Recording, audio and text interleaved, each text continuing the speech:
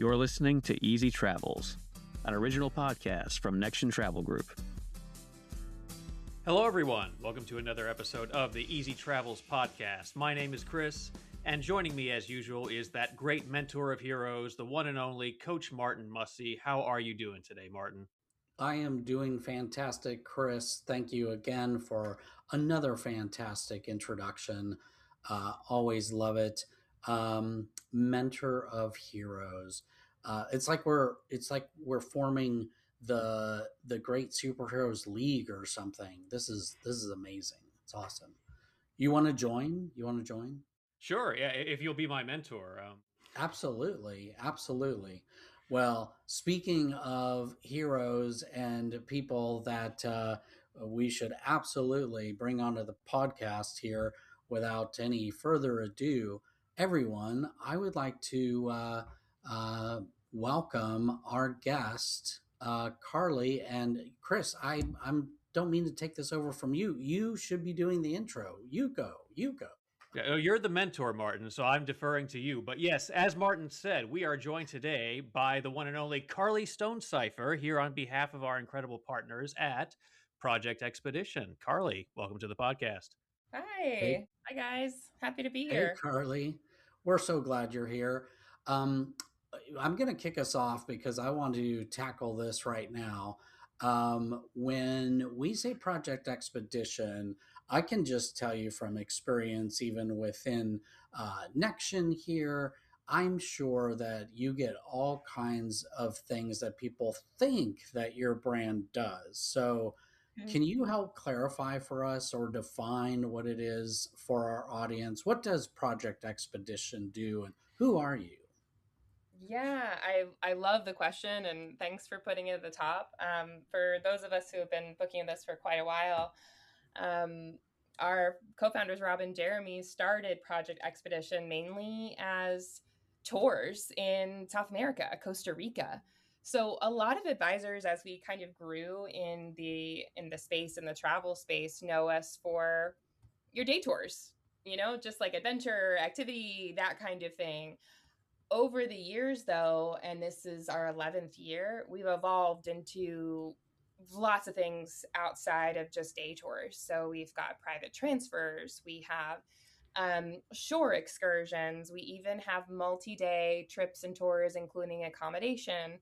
Really anything that you need after you book your dates and your flights for your clients, we are looking to be your platform to handle any of the other steps that you need, just to make it so you don't have to have 12 more steps with all the other segments. You can just do it one time on ours. That's really cool. Before I turn it over to Chris, quick follow-up question for you, because something you said triggered me. I know lots of people who swear by Project Expedition and love what you all do. One of the things you said was shore excursions, and I think that may be new for some folks, or they may not have known that. Do you carry the same sort of guarantee on getting folks back to the ships? We do. Yeah. So the cruise friendly refund policy and the back to ship guarantees, those are all the same at Project Expedition. The same things that you would get over at the cruise line we have over here on pe.com. And the shore excursion program is relatively new. I think in the last 2 or 3 years, we've really built it out. So any of your major ocean or river cruise lines, we have all of those itineraries on there. That is really good to know, in addition to all of the other things. So, yeah, Chris, back to you. Yeah, kind of a related question, but Carly, what's one experience or destination that may surprise some people to know that you can actually do that through Project Expedition? Ooh, that's a really good question. I'd say twofold. So we've been getting a ton of requests regarding anywhere in Asia lately over the last year, and we have massively expanded the amount of tours and things in Asia. But the biggest surprise to me when I was looking into it, an advisor had reached out. We have a bunch of safaris in Africa, and generally Africa is a is kind of a burgeoning destination that advisors have been booking with us. So you just never would have thought, right? If we started off in adventure tours in Costa Rica, you can also book a safari. That is awesome to know. Mm-hmm. Recently when I was looking at your website, um, I noticed a feature that I wonder if other folks know about, and it was a price match feature. What can you share about that and how that works? I love that you brought that up. I get questions on this all the time. Project Expedition, we are pretty transparent. We've got all of your favorite suppliers on the platform, so you can even, if you find something at your favorite supplier, you could just come right on Project Expedition's platform and look it up. We have most of all the same tours that the suppliers do, and the pricing should be exactly the same. Apples to apples, for product to product, it should be the exact same. If you find something that's a little different, anytime an advisor has sent something over my way, it's often a difference in maybe like an extra service or an inclusion or maybe a lunch added. But if you find something that there's a differentiator on there, literally just shoot us over a chat on the website from your phone even, and just send us the link and say, like, this isn't pricing the same. And we'll get right back to you, because we want to make sure you can get the sale. Yeah, So it's good as to know. easy as that. Any major announcements that just might be a pleasant surprise to our network of travel advisors? We have a couple, actually. We did this really big survey at the end of the year, and two of the biggest things that we got as recommendations we've just announced. So one of them is our support team is now 24 hours, 7 days a week, 365. Call, chat, email, everything. You can reach Project Expedition 24 hours a day, no matter the time zone. So that's really exciting. And the second thing was in huge demand. We extended our hold without payment windows. So now you can just kind of decide how you want to action all those bookings and all those payments on your own time. So you've got 30-day hold without payment, 60, or max, which is up to 10 days prior to cancellation deadline. So it gives you a whole bunch of options on how you want to do all of your admin, which is such a burden for all the advisors in the industry. I don't envy you. That is all really, really great information. As I am sitting here thinking about it, you mentioned the safaris, you mentioned, things that maybe not everyone knows, and that's the idea of having you on with us today. There's so many great offerings that it sounds like you all really put together, even around interests like cooking, photography. Uh, and let's talk a little bit about it from two perspectives. What have you done in terms of sourcing your partners, and finding them, and then when you do find a new destination or you're pursuing something new, what really goes into the sourcing of your partners that you're going to be working with to provide those services? Yeah, I love this because it's one of our major focuses for advisors, because one of the biggest differences with us is that we are advisor focused compared to some other platforms. We aren't consumer based, so reputation for advisor is everything. So we want to make sure that when the travel industry is booking a tour or even a ticket to the Coliseum, something like that, they're doing it with somebody reputable that they can trust. And should something go wrong, I mean, look, it's travel. It happens, right? Out of a percentage of 1,000 people going, something's gonna happen in travel.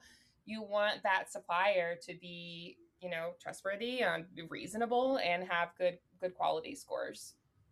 So um, the biggest thing we look for is, okay, do we need a little bit more of inventory for your luxury or mid-range or lead-in costs for this destination? We don't have every single tour on the planet. That's not what we do. We look to see who has the highest operation rates. We look at reviews online. We look at advisor demand as well too. We ask the advisors, hey, do you trust this company? we bring a lot of suppliers on based on advisor demand and trust.